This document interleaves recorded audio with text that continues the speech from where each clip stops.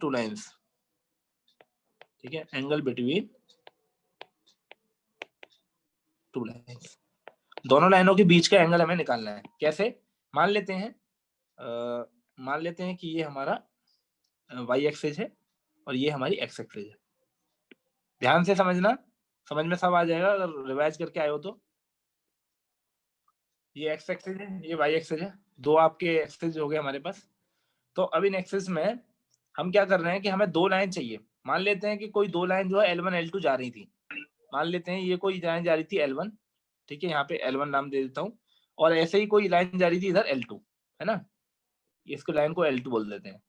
तो ये मान लो कि ये L1 जो एंगल बना रही थी वो मतलब एक्स एक्सिस के साथ, पॉजिटिव एक्स एक्सिस के साथ जो एंगल बना रही थी वो बना रही थी θ1, है ना, और L2 जो एंगल ऑफ इंसिडेंट था उसका मतलब पॉजिटिव एक्स एक्सिस के साथ जो एंगल था वो θ2 था सपोज। और मान लेते हैं जब ये दोनों रेखाएं एक दूसरे को कट कर रही थी तो ये आपस में एंगल थीटा बना रही थी सपोज, है ना, आपस में एंगल थीटा बना रही थी, और इंडिविजुअल जो है एक्स एक्सिस के साथ θ1 और θ2 दो अलग अलग एंगल बना रही थी। अब हमको क्या निकालना है? हमको ये निकालना है कि एंगल बिटवीन टू लाइंस, मतलब हमको थीटा में इंटरेस्ट है। हमको जानना है कि थीटा की वैल्यू क्या होगी अगर मेरे अलग अलग लाइनों की अलग अलग एंगल अगर मैं मान लूं। थोड़ी देर के लिए मान लेते हैं L1 की जो स्लोप है वो M1 है, और L2 की जो स्लोप है वो M2 है। कल हमने सब पढ़ लिया है कि स्लोप क्या होती है, उस दिन हमने सब डिटेल में पढ़ा था। तो मान लेते हैं थोड़ी देर के लिए कि हमने M1 एंगल मान लिया और स्लोप मान लिया M1 M2। अब जो है अगर आप स्लोप निकालोगे एक्चुअल, तो एक्चुअल स्लोप क्या होती है? M equal to tan theta होती है, आपको बताइए। तो थोड़ी देर के लिए मान लेते हैं, यहाँ लिख देता हूँ, late L1 and L2 are two lines which are intersecting each other at theta, ठीक है, थीटा डिग्री, थीटा पे वो एक दूसरे को काट रही हैं। ये हमने इंटरसेक्ट मतलब कट करना, ठीक है, काट रही हैं। इंटरसेक्ट मतलब क्या? वो एक दूसरे को कट कर रही हैं थीटा डिग्री पे। तो थीटा डिग्री पे जब वो कट कर रही हैं और L1 L2 दो लाइंस थी, है ना, तो मान लेते हैं कि L1 वो तो मैंने बताया दिया तुमको कि L1 जो है θ1 बना रही है, L2 वो लिखने की जरूरत नहीं है, L1 L2 θ1 θ2 बना रही है, ये मैं नहीं लिख रहा हूँ। तो मान लेते हैं, तो स्लोप ऑफ लाइन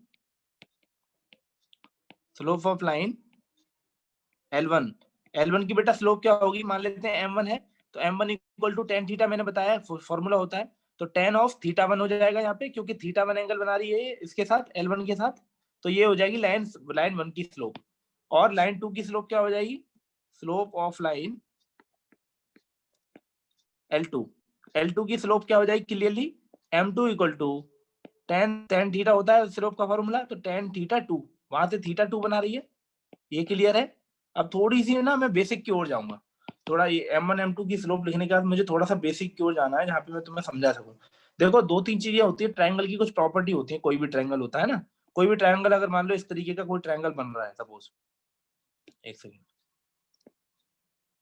मान लो ये कोई ट्रायंगल है, तो ये एंगल तीनों का सम तुमको पता ही है कि तीनों ट्रायंगल में हमेशा अंदर के जितने भी कोण होते हैं उन सबका सम, मान लो अगर ये कोण ए है, ये कोण बी है, कोण सी है, तो angle A plus angle B plus angle C is equal to हमेशा कितना होता है बेटा?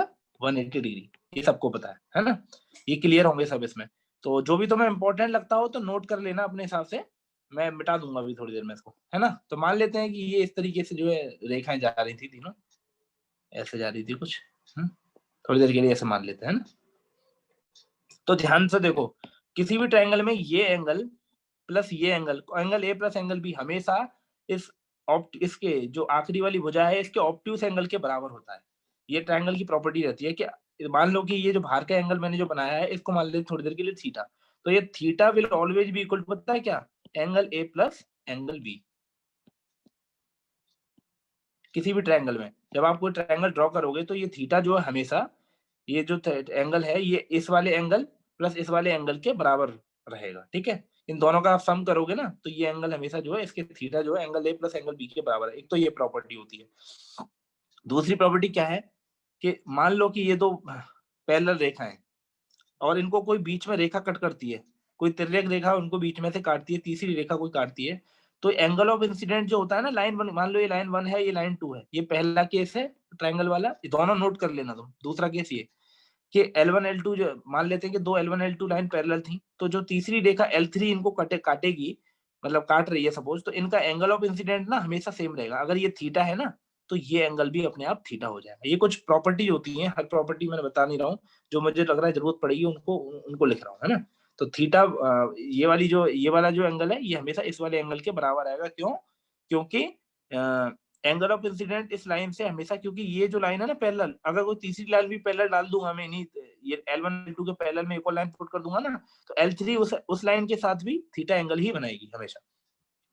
तो इस तरीके से कुछ रूल होते हैं, इनको नोट कर लो फटाफट, फिर मैं नीचे वाला पोर्शन मिटा के प्रूफ की ओर जाऊंगा कि मैं क्या एंगल ऑफ इंसिडेंट थीटा हम कैसे निकालेंगे। ठीक है, तो ये जो मैंने बेसिक प्रॉपर्टी बताई थी, तो इस प्रॉपर्टी से ध्यान से देखो, अब मैं इस प्रॉपर्टी से ऊपर लिंक बता रहा हूँ, है ना। तो मैंने अभी बताया तुमको ट्रायंगल में क्या प्रॉपर्टी होती है, ये तो ये थीटा जो है angle A plus angle B के बराबर होता है। तो ऊपर देखो, अब अपने वाले क्वेश्चन में देखो कि मान लेते हैं ये जो थीटा 2 है, देखो थीटा 2 बाहर का एंगल है, ये जो थीटा 2 बना हुआ है ये एंगल, ये ऑब्ट्यूस में बन रहा है इसके, तो इसका इंटरनल एंगल के बराबर होगा, मतलब थीटा 2 को मैं लिख सकता हूँ थीटा 1 प्लस थीटा, इस वाली प्रॉपर्टी के हिसाब से। तो अब मैं नीचे ये मिटा रहा हूँ और अपने क्वेश्चन की ओर जा रहे हैं हम, है ना। ये मिटा देते हैं, ये तो मुझे समझाया है, आई होप तुमने नोट कर लिया होगा।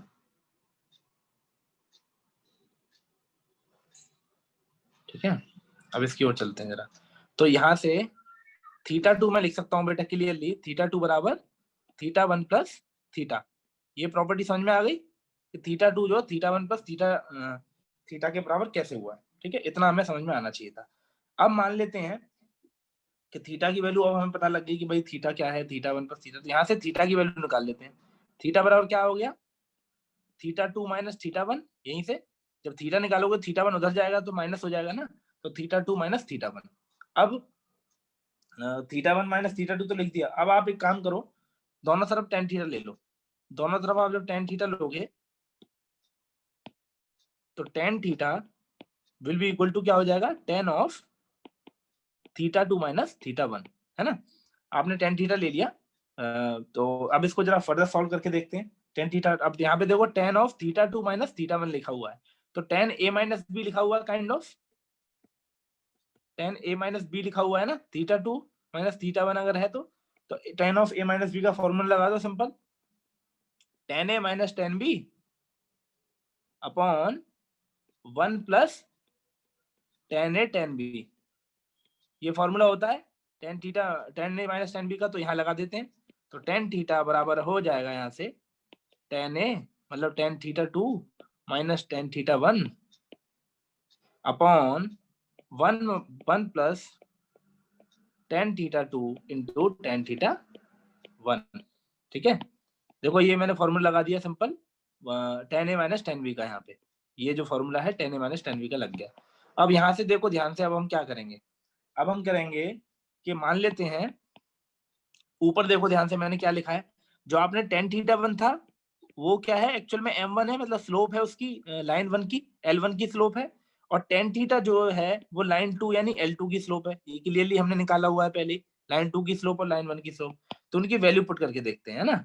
तो टेन थीटा यहाँ से आ जाएगा, टेन थीटा 2 क्या है, m2, मतलब इसकी स्लोप है m2, इसको स्लोप में रिप्रेजेंट करते हैं स्लोप वाले टर्म में, तो m2 minus m1 upon 1 plus m1 m2। आगे पीछे लिख लोगे कोई फर्क नहीं पड़ेगा उससे। ठीक है, तो 1 प्लस m1 m2, तो ये वैल्यू आ गई आपकी टेन थीटा की। अब इसमें दो केस हैं कि ये जो आपने निकाल तो लिया टेन थीटा, अब इसमें दो केस क्या है कि या तो ये चीज जो है पॉजिटिव आएगी थीटा, या थीटा नेगेटिव आएगा।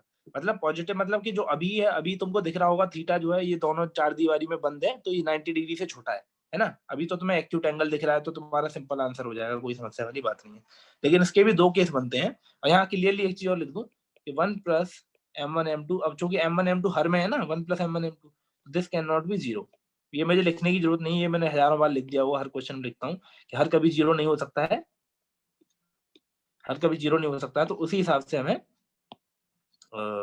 देखना है कि क्या हम कर सकते हैं। ठीक, तो 1 प्लस m1 m2 आपका जो है नॉट इक्वल टू 0 रहेगा। तो m2 minus m1 upon 1 plus m1 m2। अब ये दो चीजें हो गई। अब यहाँ पे क्या है कि थीटा तो ये वाला एंगल हो गया। अब मान लो थीटा के अपोजिट में जो एंगल बन रहा है ये जो एंगल है, अगर मैं इस पूरे एंगल को मिलाऊंगा तो ये 180 है ना बेटा। इस लाइन में अगर इस लाइन में पूरा एंगल मिलाऊंगा तो ये 180 डिग्री बनेगा ना। तो अगर ये थीटा है तो ये बचा हुआ एंगल कितना हो गया, 180 माइनस थीटा। मतलब अगर मैं इनको नाम देना चाहूँ, मान लेते हैं कि नाम दे रहा हूँ इनको। मान लो कि यहाँ पे ये पॉइंट दे दिया, यहाँ पे पॉइंट P दे दिया, यहाँ पे पॉइंट B दे दिया, और यहाँ पे पॉइंट C दे दिया, है ना, ACPB, और यहाँ मान लो D दे दिया। तो ये 180 माइनस थीटा हो गया ये वाला एंगल। तो ऑब्ट्यूस एंगल ये तो हमने निकाल लिया, एक्यूट एंगल वाली बात है ना। थीटा हमने निकाल लिया फॉर्मूले से, tan theta equal to m2 minus m1 upon 1 plus m1 m2। अब यही मैं एंगल tan थीटा का अगर मैं निकालना चाहूँ, ये वाला 180, मान लो एंगल में tan of angle A P, है ना, और sorry C P, angle C P B. अगर मैं ये वाला एंगल सी पी भी निकालना चाहूंगा tan थीटा इसका, तो इसका tan थीटा क्या आएगा बेटा, मैं लिख सकता हूँ इसको tan of pi minus theta. ये जो एंगल है मतलब 180 माइनस थीटा है ना एंगल CPB। ये देखो CPB मतलब ये इस वाले एंगल की बात हो रही है। जो एंगल मैंने अभी लिखा है ना 180 माइनस थीटा, ये वाला एंगल जो ब्लैक में हाईलाइट कर रहा हूँ इसको, ये वाला एंगल मैंने 180 माइनस थीटा लिखा है। तो इस एंगल को जब मैं लिखना चाहूंगा tan थीटा के रूप में, तो tan of angle CPB is nothing but equal to tan of angle pi minus theta. तो tan of this angle equal to वही पुराना वाला जो m2 माइनस m1 फॉर्मूला लगा हुआ है, m2 minus m1 upon 1 plus m1 m2 जो अभी अभी हमने निकाला है। ठीक है, ये देखो ये तो फॉर्मूला है ही आपका, इसको हाईलाइट कर लेते हैं पहले।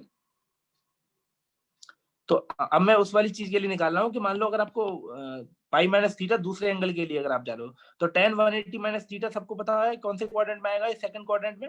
सेकंड क्वाड्रेंट में tan नेगेटिव होता है, तो minus tan theta is equal to हो गया आपका m2 minus m1 upon 1 plus m1 m2। That means इसको थोड़ा सा पहले लिख लेते हैं तो मैं जगह मिल जाएगी मुझे। तो यहाँ पे हो गया माइनस tan थीटा बराबर m2 minus m1 upon 1 plus m1 m2।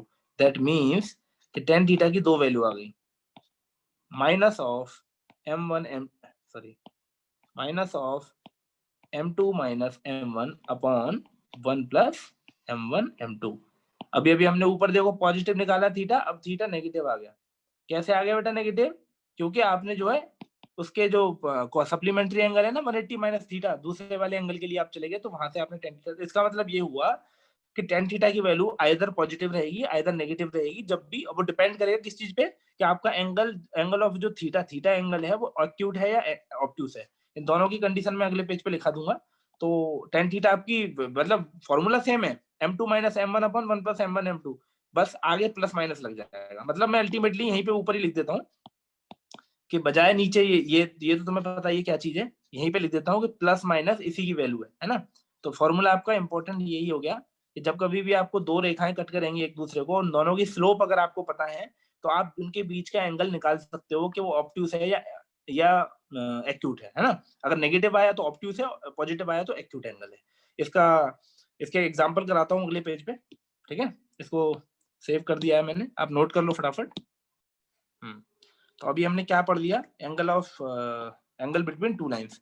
तो एंगल बिटवीन टू लाइंस पढ़ने के बाद हमको एक कंक्लूजन पता लग गया कि जब कभी भी मैं एक्यूट एंगल के लिए जाऊंगा तो फॉर्मूला क्या होगा, इफ थीटा इज एक्यूट, मतलब पॉजिटिव एंगल होगा तो फिक्स है फॉर्मूला क्या बनेगा हमेशा, tan थीटा बराबर, ये आंसर हमेशा पॉजिटिव ही आएगा, तो m2 minus m1 upon 1 plus m1 m2। तो ये आंसर पॉजिटिव आने के लिए आपको बेटा मॉड लगाना पड़ेगा इस पे, क्योंकि प्लस माइनस दोनों आ सकते हैं ना आंसर। तो आप tan थीटा पे अगर मॉड लगा देंगे तो आपका आंसर हमेशा पॉजिटिव ही आएगा। पॉजिटिव आएगा दैट मीन्स आपका थीटा हमेशा एक्यूट है। तो एक्यूट एंगल के लिए आपको सिंपल मॉड लगा के ये फॉर्मूला क्वेश्चन जो है कर देने हैं। अब जरा मैं इसकी बता देता हूँ कि ऑब्ट्यूस और एक्यूट का क्या फर्क है, मैं थोड़ा समझा देता हूँ। एक क्वेश्चन करते हैं, बहुत बढ़िया क्वेश्चन करते ही आपको क्लियर हो जाएगा कि एक अच्छा क्वेश्चन दिया हुआ है इन्होंने। क्वेश्चन क्या है, if the angle between two lines is pi by 4, if the angle between two lines is π/4। देखो पहली बात तो यहीं से क्लिक हो जानी चाहिए कि एंगल बिटवीन टू लाइन मतलब जो दो लाइन कट कर रही हैं आपस में, उनके बीच का एंगल तुमको π/4 दे दिया। तो बीच का एंगल π/4 देने का मतलब बेटा साफ साफ हुआ कि थीटा पॉजिटिव है। पहली बात तो π/4 मतलब 45 डिग्री हो गया ना, तो 45 डिग्री पॉजिटिव दे दिया मतलब थीटा एक्यूट हो गया। एक्यूट मतलब 90 डिग्री से छोटा। इतना पता लग गया, मतलब फॉर्मूला ऊपर वाला ही वैलिड रहेगा, है ना। इतना क्लियर है। अब वो कह रहा है एंगल देने के बाद वो बोल रहा है कि and slope of one of the line is 1/2 and the slope of one line is equal to 1/2। मतलब एक लाइन की स्लोप मतलब m1 या m2 उसने हाफ दे दिया है तुमको, और दोनों के बीच का एंगल थीटा दे दिया है हाफ। अब वो तुमसे पूछ रहा है find the slope of the other line, find the slope of the other line. ठीक है, ये सवाल है। अब ध्यान से देखो इसको कैसे करेंगे। पहले तो ये समझो कि द क्वेश्चन समझते हैं। If the angle between two lines is π/4, मान लेते हैं कि फिर से वही इस तरीके का कुछ सवाल है ना, इस तरीके का कुछ सवाल है। तो इसमें वो बोल रहा है कि एंगल दोनों लाइनों के बीच का तुमको एंगल तुम्हें दोनों के लाइन के बीच का एंगल जो है थीटा, वो तुमको दे दिया बेटा π/4। ऐसा समझ लेते हैं थोड़ी देर के लिए, है ना। तो π/4 दिया है और ये लाइन आपकी L1 है जो एंगल θ1 बना रही है, ये लाइन आपकी फिर से वही θ2 बना रही है, और ये L2 लाइन है। इतना समझ लो। तो अब देखो उसने स्लोप दी हुई है पहली वाली लाइन की। लाइन 1 की स्लोप अगर हाफ दे रखी है, मतलब स्लोप क्या होती है बेटा m, तो m1 मतलब मान लेते हैं लाइन 1 की स्लोप, तो m1 बराबर तुमको क्या दे रखा है half, which is equal to tan θ1। लेकिन उसको पूरे को लिखने की जरूरत नहीं है, बस क्योंकि m1 m2 के टर्म में ही तुम्हारे पास फॉर्मूला है, तो पूरा मत लिखो। m1 बराबर हाफ दे रखा है और m2 की स्लोप तुमको निकालनी है ना। तो m2 की स्लोप निकालनी है, तो m2 की स्लोप m मान लेते हैं थोड़ी देर के लिए, या m2 ही मान लो, कोई फर्क नहीं पड़ता उससे, है ना। m2 बराबर m ले लिया मैंने, और एंगल क्या है, जो थीटा एंगल क्या दे रखा है तुमको π/4। फॉर्मूला क्या है आपके पास एक्यूट एंगल वाला? एक्यूट एंगल वाला फॉर्मूला है tan theta will be equal to रहेगा mod of m2 minus m1 upon 1 plus m1 m2। दोनों लाइनों का यही फॉर्मूला है ना आपके पास, जिससे आप एंगल निकालते हो या जिससे आप स्लोप निकालते हो एक दूसरे की। तो tan थीटा मतलब tan ऑफ π/4, ठीक है। tan of π/4 equal to mod of m2 क्या है, m2 तो m मान लेते हैं थोड़ी देर के लिए, जो हमने m माना हुआ है दूसरी लाइन की स्लोप, माइनस m1 क्या माना है आपने हाफ, है ना। स्लोप पहले वाली की गिवन है ना हाफ, अपॉन 1 प्लस, तो पहले वाली की स्लोप है हाफ, दूसरे वाली की स्लोप m मान रखी है हमने, तो हाफ इंटू m। तो इतना आ गया। अब tan π/4 आपको पता है क्या होता है 1, तो 1 बराबर मॉड ऑफ tan 45 डिग्री का वैल्यू 1 होती है ना, तो 1 बराबर mod of m minus half upon 1 plus m into half. m into half, ये आपके पास आ गया। अब देखो ध्यान से, जब भी मॉड ब्रेक होता है ना, जब कुछ इक्वेशन में बराबर दिया हो, तो मॉड जब ब्रेक होता है तो बिल्कुल स्क्वायर रूट की तरह ही ब्रेक होता है, मतलब प्लस माइनस वो छोड़ेगा कि दो वैल्यू देगा वो। जब भी मॉड ब्रेक होगा या तो प्लस देगा, अगर नेगेटिव है तो नेगेटिव रिजल्ट देता है वो आउटपुट में, ताकि वो पॉजिटिव हो जाए, और पॉजिटिव है तो वो पॉजिटिव देगा। तो दो रिजल्ट हमेशा देता है। तो जब भी अब आप मॉड ब्रेक करोगे, तो लेट्स सी। तो अब जब मॉड आप ब्रेक करने वाले हो, तो m minus half upon 1 plus m into half is equal to, एक तो आएगा 1, है ना पहला केस, और दूसरा केस आएगा m minus half upon 1 plus m into half equal to -1। ठीक है, दो रिजल्ट आएंगे, क्योंकि आपने जब मॉड ब्रेक किया ना, तो मॉड बेटा दो भागों में बटता है, या तो माइनस में बटेगा आएगा, या प्लस में बटेगा। तो इस तरीके से आपकी दो वैल्यू आ जाएंगे।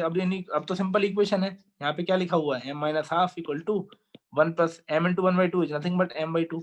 तो जब इधर लाओगे तो m माइनस m/2 क्या बचेगा उधर, 1 प्लस 1/2।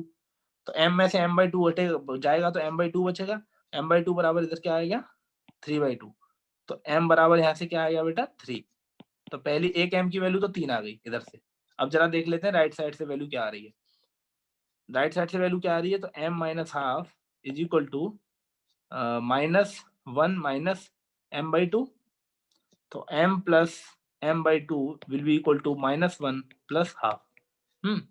तो m ये हो गया 3m/2, 3m/2 बराबर ये हो गया -1/2। तो m बराबर यहाँ से बेटा आ गया -1/3। तो m की दो वैल्यू आ गई, एक 3 आ गई और एक -1/3 आ गई। अब ध्यान से देखो, इन दो वैल्यू को आने का क्लियर मतलब है कि जब नेगेटिव आई तो यहाँ पे थीटा क्या बनेगा बेटा, ऑब्ट्यूज, मतलब 90 डिग्री से बड़ा, और जब पॉजिटिव आएगा तो थीटा क्या है बेटा, एक्यूट, मतलब 90 डिग्री से छोटा। अब वो हम कैसे देखेंगे सवाल में, वो मैं यहाँ तुम्हें ड्रॉ करके बताता हूँ। तुमको क्या करना है, सिंपल, तुमने मान लिया ऐसे, ये तुम्हारा एक्स एक्सिस था, ये आपने वाई एक्सिस था, है ना, सॉरी एक्स एक्सिस, ये वाई एक्सिस, इस तरीके से मान लिया। तो अब देखो उसने बोला है कि आपकी जो दो लाइनें जा रही हैं L1 एंड L2, वो जाएंगी, एक L1 की स्लोप उसने हाफ दे रखी है, तो मान लेते हैं हाफ स्लोप वाली लाइन कुछ ऐसे जा रही थी, है ना, ये L1 है जिसकी स्लोप क्या है बेटा, हाफ, M1 बराबर हाफ, और एक L2 लाइन जा रही थी जिसकी स्लोप आपने अभी भी निकाली है, या तो 3 आएगी या -1/3 आएगी। तो 3 के लिए देखो आपकी लाइन 90 डिग्री, देखो 90 डिग्री एंगल हमेशा ऐसे बनता है ना। तो आप कोई भी लाइन बनाओगे, अगर आपने इस डायरेक्शन में बना दी तो 90 डिग्री से एंगल ज्यादा हो जाएगा, इस डायरेक्शन में बनाओगे तो 90 डिग्री से एंगल कम आएगा। तो मान लेते हैं कि थोड़ी देर के लिए L2 जो लाइन आई थी वो ऐसे आई थी, है ना, ये लाइन है L2। तो यहाँ पे क्लियर पता लग गया होगा कि ये जो एंगल बनेगा ये हमेशा 90 डिग्री से छोटा बनेगा। तो L2 लाइन की जो स्लोप M2 है, तो यहाँ पे देखो 90 डिग्री से छोटा मतलब एक्यूट एंगल की बात हो रही है, तो इस लाइन की स्लोप क्या हो जाएगी बेटा, 3।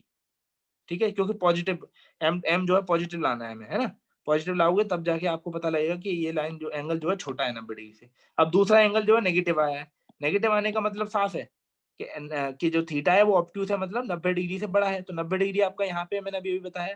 तो इस डायरेक्शन में आप अगर लाइन बना दोगे कोई भी, तो वो आपकी दूसरी लाइन बन जाएगी। से मान लेते हैं थोड़ी देर के लिए ऐसा कि ऐसे कोई लाइन अगर जाएगी, है ना, ये 90 डिग्री का पॉइंट है, ऐसे कोई लाइन जाएगी, तो ये जो लाइन है ना, ये जो M2 यहाँ से जिसके लिए -1/3 है, तो यहाँ जो एंगल बनेगा ये वाला एंगल, है ना, ये ऑब्ट्यूस एंगल बन गया, मतलब थीटा यहाँ पे नेगेटिव हो सकता है। तो ये क्योंकि यहाँ पे एक्चुअल में ये वाला एंगल लेने वाले हैं हम, तो थीटा इसलिए नेगेटिव हो जाएगा।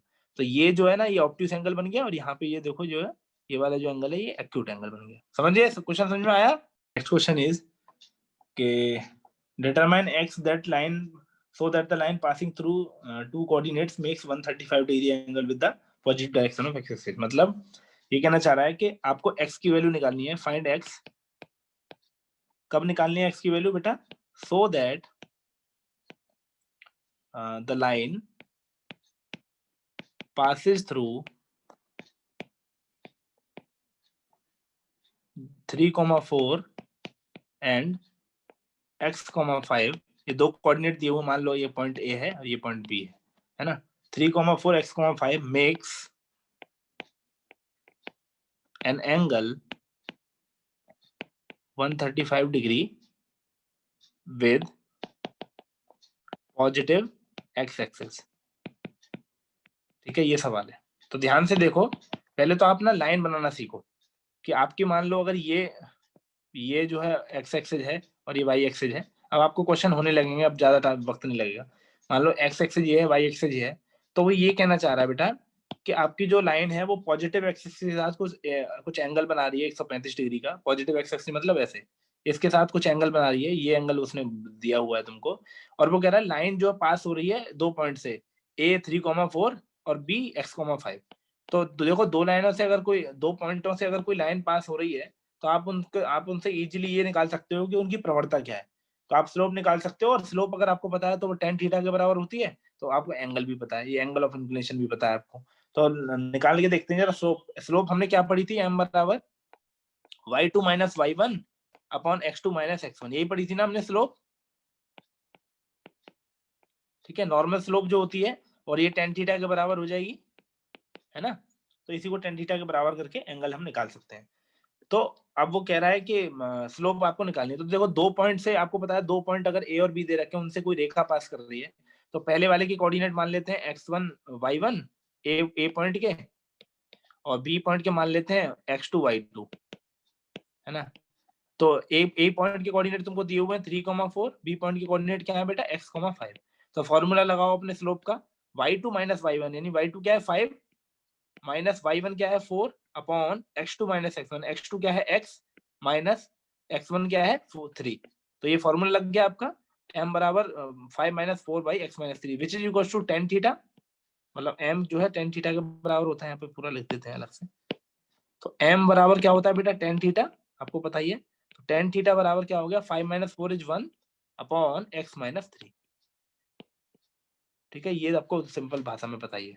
अब क्या बचा, अब कुछ बचा ही नहीं। अब tan थीटा मतलब एंगल आपको पता ही है, दिया हुआ है कि पॉजिटिव एक्स एक्सिस के साथ बेटा 135 डिग्री का एंगल बना रहा है। तो tan of 135 degree equal to 1 upon x minus 3। तो tan 135 मतलब क्या हो गया, tan 90 plus theta, 90 plus 45, break कर लेते हैं इसको, 1 अपॉन x माइनस 3। तो tan 90 प्लस थीटा कौन से क्वाड्रेंट में आ गया, ये सेकंड क्वाड्रेंट में आ गया। सेकंड क्वाड्रेंट में आने से ये चेंज हो जाएगा and it will convert, tan जो नेगेटिव भी होता है उसमें, तो माइनस कॉट 45 डिग्री हो जाएगा। ये ट्रिग्नोमेट्री सीरीज पढ़ाई थी तब सबको याद होगा। तो माइनस कॉट 45 डिग्री आ गया। तो जब ये minus cot 45 degree equals to 1 upon x minus 3, cot 45 की वैल्यू को पता ही है 1, तो ये माइनस 1 बराबर 1 अपॉन x माइनस 3। तो अब इसको जरा सॉल्व कर लेते हैं, क्रॉस मल्टीप्लिकेशन कर लो आप। तो minus x plus 3 will be equal to 1, एक मिनट, 1। तो x बराबर आ गया बेटा 3 माइनस 1 दैट इज 2। तो x की वैल्यू पूछ रहा था ना वो कि x की वैल्यू क्या है, तो x की वैल्यू आ गई 2। देखो इतना झमेला करने की जरूरत नहीं है, तो मैं समझाने के तौर पे आपको ड्रॉ करके सब कुछ बता रहा हूँ।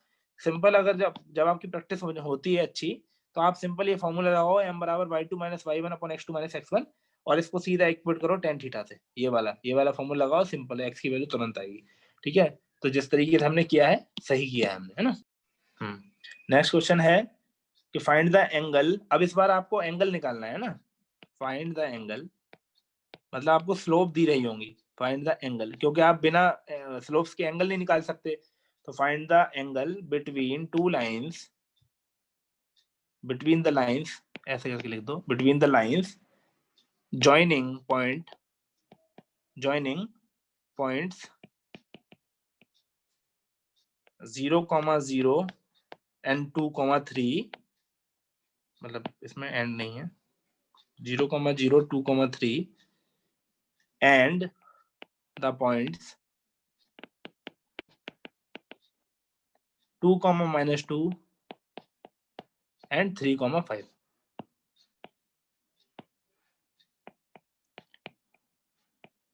ठीक है, सवाल ध्यान से समझो, पहले उसने क्या पूछा है।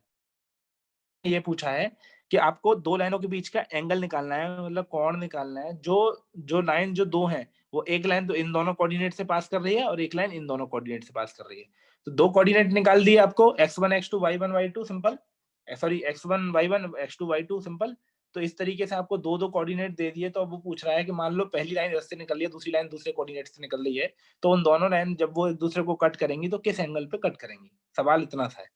तो देखो, अगर इसको ध्यान से समझा हो आपने अगर सवाल को, तो कुछ नहीं करना है इसमें कि पहले दो कोऑर्डिनेट से लाइन 1 पास कर रही है ना। तो लाइन 1 की स्लोप निकाल लेते हैं, स्लोप ऑफ लाइन 1। तो लाइन 1 की स्लोप बेटा m1 मान लेते हैं। तो m1 आपने कैसे निकालोगे, वो y कोऑर्डिनेट का difference y2 minus y1 upon x2 minus x1, ऐसे निकालते हो आप स्लोप। ठीक है, तो देखो 0,0 कोऑर्डिनेट दिया हुआ है और 2,3 कोऑर्डिनेट दिया हुआ है। तो इसको मान लेते हैं x1 y1, इसको मान लेते हैं x2 y2 इसका। तो y2 माइनस y1, तो y2 3 हो गया और y1 क्या हो गया 0 अपॉन x2 2 हो गया और x1 क्या हो गया 0। ठीक है, तो m1 बराबर आपकी स्लोप कितनी आ गई बेटा 3/2। तो पहली लाइन की स्लोप तो आ गई आपकी 3/2। अब स्लोप ऑफ लाइन 2, जो दूसरी लाइन है उसकी स्लोप भी निकाल लेते हैं। मान लेते हैं उसकी स्लोप जो है m2 से रिप्रेजेंट कर दी, और उसका डिफरेंस भी वही same formula y2 minus y1 upon x2 minus x1। ठीक है, कोऑर्डिनेट सिस्टम बिल्कुल क्लियर रहना चाहिए इसमें। कोऑर्डिनेट सिस्टम अगर क्लियर नहीं है तो कंफ्यूज होते रहोगे। तो देखो इसमें भी ये मान लेते हैं कि x1 y1 ये हो जाएगा और x2 y2 ये हो जाएंगे कोऑर्डिनेट्स। तो इन दोनों कोऑर्डिनेट से लाइन पास कर रही है, तो उनके डिफरेंस अगर आप ले लोगे तो स्लोप आपको मिल जाएगी। तो y कोऑर्डिनेट क्या है बेटा, यहाँ पे y2 5 माइनस, और y1 क्या है -2 अपॉन x2 क्या है 3 और x1 क्या है 2 बराबर m2 बराबर कितना आ गया 5 प्लस 2 माइनस माइनस प्लस हो जाएगा, तो 5 प्लस 2 अपॉन 3 माइनस 2 इज 1, तो ये आ जाएगा 7। तो एक तो आ गया 7 m2 और एक m1 आ गया 3/2। अब आपको पूछा उसने कि एंगल आपको निकालना है। ये तो आपने, इतना तो बेसिक बात थी, 2-2 मिनट में, मतलब एक मिनट लगता है हार्डली। आप 1 मिनट में ऐसे क्वेश्चन कर लोगे, जैसी आपकी प्रैक्टिस बनेगी। मैं आज एक्सरसाइज दूंगा तो वो आपको करनी है, करोगे तभी तुम्हें समझ में आएगा, ठीक है। तो m1 m2 आ गया, तो यहाँ से फिर आप फाइनली tan थीटा आपको निकालना है एंगल। tan थीटा बराबर आपने क्या फॉर्मूला पढ़ा है, m1 plus minus m2 minus m1 upon 1 plus m1 m2। तो tan थीटा बराबर हो गया कितना, m2 क्या है 7 माइनस m1 क्या है 3/2 अपॉन 1 प्लस 7 इंटू 3/2। तो tan थीटा आप जब फाइनली निकालोगे यहाँ से तो वो कुछ आ जाएगा प्लस माइनस 11/23। तो थीटा बराबर क्या आ गया, tan inverse of plus minus 11/23। Clear? Yes sir. Good, very good. ठीक है, एक कॉन्सेप्ट और है, फिर वो मैं कॉन्सेप्ट बता के फटाफट फिर तुम्हारा आज छुट्टी कर देता हूँ, क्योंकि वो जरूरी है बताना, फिर उस पर बेसिस क्वेश्चंस होंगे कुछ। ठीक है, अगर आपकी दोनों लाइन पैरेलल हो गई तो कंडीशन क्या रहेगी। देखो पैरेलल में सिंपल बात है कि जब आपकी लाइन पैरेलल हो जाएंगी तो कुछ कंडीशन इस तरीके से बनेगी, मान लो कि ये ओरिजिन है, ये एक्स एक्सिस है, ये वाई एक्सिस है, तो कंडीशन कुछ ऐसे बनेगी, मान लो अगर ऐसे एक लाइन जा रही है तो दूसरी लाइन बेटा इस तरीके से जाएगी। पैरेलल मतलब इसको एग्जैक्टली ड्रॉ नहीं कर पा रहा हूँ उतने अच्छे से, बट आप समझो कि ये दोनों लाइन जो है पैरेलल हो गई है ना, कि मान लो पहली लाइन अगर ऐसे जा रही है तो दूसरी लाइन कुछ ऐसे जा रही है ना, तो ये जो एंगल है ना हमेशा पैरेलल केस में ये दोनों एंगल हमेशा बराबर रहेंगे। अगर ये θ1 है तो ये भी सॉरी अगर ये अल्फा है, अगर ये अल्फा एंगल है तो ये बेटा एंगल बीटा बनेगा, है ना। तो ये दोनों अल्फा और बीटा बराबर रहेंगे इस केस में, अल्फा बराबर बीटा रहेगा, मतलब ये एंगल पैरेलल के केस में एंगल हमेशा बराबर रहेगा। तो अल्फा बराबर बीटा, ठीक है, दोनों एंगल बराबर रहेंगे क्योंकि लाइन पैरेलल है बेटा। लाइन अगर पैरेलल है तो अल्फा बराबर बीटा रहेगा, तो tan अल्फा अगर मैं लूंगा तो वो tan बीटा के बराबर आएगा। इसका मतलब क्या हो गया, दोनों के स्लोप बराबर है। तो अगर मैं इसकी स्लोप m1 मानता हूं तो इसकी स्लोप भी m2 हो जाएगी अपने आप, तो m1 बराबर m2 आ जाएगा। इस तरीके से दोनों की स्लोप बराबर आ जाएंगी हमेशा अगर लाइन पैरेलल है तो। दूसरी कंडीशन, मतलब ये तो मेथड 1 से समझ में आ गया, मेथड 2 से कैसे समझेंगे इसको। आपने अभी अभी दोनों लाइनों के बीच का एंगल वाला फॉर्मूला निकाला है, tan theta equals two plus minus m2 minus m1 upon 1 plus m1 m2। ये फॉर्मूला दोनों सबको आता है हमको। ये वो फॉर्मूला है जब दोनों लाइनों के बीच का एंगल थीटा हो। अब जब लाइन पैरेलल है एक दूसरे के, जो ऊपर कंडीशन दी हुई है, तो लाइन पैरेलल में अब तुम खुद बताओ कि इन दोनों के बीच का एंगल थीटा होगा, वो क्या होगा, वो 0 होगा ना, क्योंकि लाइन दोनों आपस में कट नहीं करेंगी तो एंगल कभी एंगल बनेगा ही नहीं कोई इनके बीच में। तो इनके बीच में अगर कोई एंगल बनेगा ही नहीं तो tan थीटा 0 हो जाएगा, तो ये tan 0 हो जाएगा ना, tan 0 डिग्री हो जाएगा बराबर plus minus m2 minus m1 upon 1 plus m1 m2। ठीक है, ये मानते हो। तो tan 0 is what, tan 0 is 0, 0 बराबर plus minus m2 minus m1 upon 1 plus m1 m2। Hence ये जब क्रॉस मल्टीप्लिकेशन करोगे तो ये चीज जो है इसमें मल्टीप्लाई होकर 0 हो जाएगी, तो m2 माइनस m1 बराबर 0 आ जाएगा और m1 बराबर m2 आ जाएगा। इसका मतलब क्या है कि दो लाइन पैरेलल बेटा कब होंगी। अब इसमें ऐसा रहता है कि अब उसकी वो जब दो लाइन पैरेलल होंगी, इसकी कंक्लूजन ये है कि जब भी दो लाइन पैरेलल होंगी वो कब होंगी पैरेलल, जब उनकी स्लोप आपस में बराबर होंगी। ठीक है, तो when slope of line, slope of two lines are equal, then lines will be parallel। ठीक है, पैरेलल टू ईच अदर। तो एक कॉन्सेप्ट क्लियर हो गया हमारा कि जब कभी भी लाइन पे मतलब आपके पास स्लोप अगर निकल के बराबर आ रही है, उन दोनों की स्लोप बराबर आ रही है, तो बराबर आने से ये पता लग गया कि दोनों लाइन भैया एक दूसरे के पैरेलल होंगी, क्योंकि स्लोप जब भी बराबर होती है, ये देखो ऊपर भी मैंने ये बताया था कि अगर ये एंगल अल्फा और बीटा होंगे तो दोनों एंगल बराबर होंगे क्योंकि पैरेलल है। सेम पैरेलल जो लाइन पहली जिस एंगल पे इंसिडेंट करेगी और वो दूसरी लाइन पैरेलल है तो वो भी सेम एंगल पे इंसिडेंट करेगी, तो इंसिडेंट एंगल ऑफ इंसिडेंट हमेशा सेम रहेगा इनका। तो tan अल्फा अगर मैं दोनों तरफ tan लूंगा तो tan alpha equal to tan beta, जो दोनों के बराबर आएंगे, और tan अल्फा को अगर m1 मान लिया तो वो m2 हो जाएगा। ठीक है, तो ये एक कॉन्सेप्ट हो गया, सेव कर दिया मैं, इसको नोट कर लो, समझ में आ गया। देखो अगला कॉन्सेप्ट है कि when two lines are parallel, if the lines are perpendicular. ठीक है, पहले तो अपने सीख लिया, परपेंडिकुलर टू ईच अदर। अगर दोनों लाइन जो है 90 डिग्री के एंगल बनाएंगी एक दूसरे से, तो कंक्लूजन क्या होगा वो और देख लेते हैं एक बार। तो मान लेते हैं कि ये आपका ये एक्स एक्सिस है, ये वाई एक्सिस है ना, ये ओरिजिन है। तो एक्स एक्सिस और वाई एक्सिस और ओरिजिन क्लियर हो गए। अब मान लेते हैं एक लाइन जो है इस तरीके से जा रही थी, ये लाइन L1 है, और दूसरी लाइन जो L2 जा रही है इस पे करेक्ट ऐसे जा रही है कि इस पे करेक्ट 90 डिग्री का एंगल बनाएगी वो, है ना। इस तरीके से मान लो ऐसे जा रही है कुछ, तो ये जो एंगल है ना बेटा, ये एंगल मान लो ये 90 डिग्री है। तो ये लाइन 2 हो गई, L2 बोल देते हैं, वो लाइन 1 हो गई L1, है ना। तो ये एंगल, अब ये एंगल मान लेते हैं अल्फा, ये एंगल मान लेते हैं बीटा, तो ये एंगल बीटा हो गया। तो और ये एंगल भी जब ये एंगल 90 डिग्री है तो ये एंगल भी 90 डिग्री ही होगा, ठीक है। तो इस तरीके से दोनों लाइन जो है एक दूसरे के, ये एंगल जो है 90 डिग्री होगा ये वाला, ठीक है। तो ये हमने अब याद करो हमने क्या पढ़ा था, हमने ये पढ़ा था कि ये बाहर वाला एंगल जो होता है ये अंदर वाले एंगल का सम होता है, यही पढ़ा था ना। तो थोड़ी देर के लिए मान लेते हैं कि बीटा बराबर क्या हो जाएगा बेटा, अल्फा प्लस ये वाला एंगल कितना है, मान लो थीटा अगर है तो थीटा मान लेते हैं। और थीटा क्या है आपको पता ही लग गया अभी कि दोनों 90 डिग्री के एंगल बना रही है, इंसिडेंट एक दूसरे पे कर रही है। तो बीटा बराबर ये क्या हो गया बेटा, अल्फा प्लस 90 डिग्री। इतना क्लियर हुआ। तो यहाँ से अल्फा प्लस 90 डिग्री हो गया। तो यहाँ से अब आप निकाल लो थीटा 2 यानी बीटा अगर आप निकालना चाहोगे, ठीक है। तो अल्फा प्लस 90 डिग्री हो गया, इतना समझ लो अभी, है ना। तो बीटा जो बाहर का एंगल हो गया वो अल्फा प्लस, अब यहाँ से टेन लेके देखो, तो टेन बीटा बराबर बेटा क्या आ जाएगा, tan of alpha plus 90 degree, या 90 प्लस अल्फा लिख लो इसको, टेन ऑफ 90 प्लस अल्फा, और ये हो गया टेन बीटा। तो टेन 90 प्लस थीटा क्या होता है, सेकंड क्वाड्रेंट में टेन नेगेटिव हो जाएगा और कन्वर्ट हो जाएगा माइनस कॉट अल्फा में। क्लियर, ये कन्वर्जन तो क्लियर होंगे आपको। टेन बीटा बराबर हो गया आपका माइनस कॉट अल्फा। तो टेन बीटा, अब यहां से देखो टेन बीटा को मैं क्या लिख सकता हूं, बराबर माइनस के 1 अपॉन टेन अल्फा, ये लिख सकता हूं। तो अब ध्यान से देखो, जब लाइन वन की जो एंगल है वो अल्फा 1 है, तो लाइन 1 की स्लोप m1 क्या हो जाएगी बेटा, टेन अल्फा 1। ये क्लियर होगा सबको।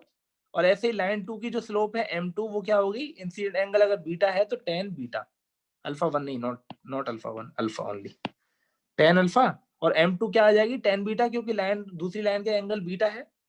तो यहां से देखो टेन बीटा इज क्या है, m2, और टेन अल्फा क्या है, m1। तो इसका मतलब क्या हुआ, जब दोनों लाइन एक दूसरे के पैरेलल होंगी तो उनकी स्लोप का मल्टीप्लिकेशन -1 के बराबर होगा, ये कंक्लूजन है, ठीक है। जब लाइन एक दूसरे के पैरेलल होंगी तो दोनों के स्लोप का मल्टीप्लिकेशन -1 होगा। इसका या किसका, और दूसरा क्या मतलब है कि जब कभी भी अगर एक की स्लोप m2 है, अगर when two lines are perpendicular to the product of their slope, है ना, जब दोनों लाइन जो है परपेंडिकुलर है एक दूसरे के और उनकी जो स्लोप का मल्टीप्लिकेशन है जो हमने यहाँ निकाला है m1 m2, दोनों का प्रोडक्ट, दोनों की स्लोप का प्रोडक्ट अगर -1 है, तो एक की स्लोप अगर m है तो दूसरे की स्लोप क्या हो जाएगी बेटा, -1/m, है ना। ये मतलब जब एक की m2 है तो दूसरे की अपने आप -1/m होगी, क्योंकि दोनों का मल्टीप्लिकेशन -1 हो रहा है। तो एक की अगर स्लोप m मानोगे तो दूसरे की ऑटोमेटिक -1/m हो जाएगी। समझ में आया। तो मैं यहाँ पे कंक्लूजन लिख देता हूँ नीचे,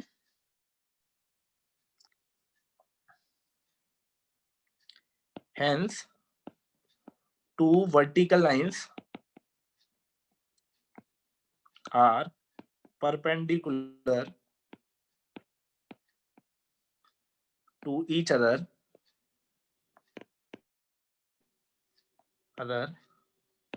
if and only if, है कभी कब होंगी ऐसा condition, their slopes are negative reciprocal of each other, their slopes are negative reciprocal, या फिर दूसरी भाषा में लिखूं तो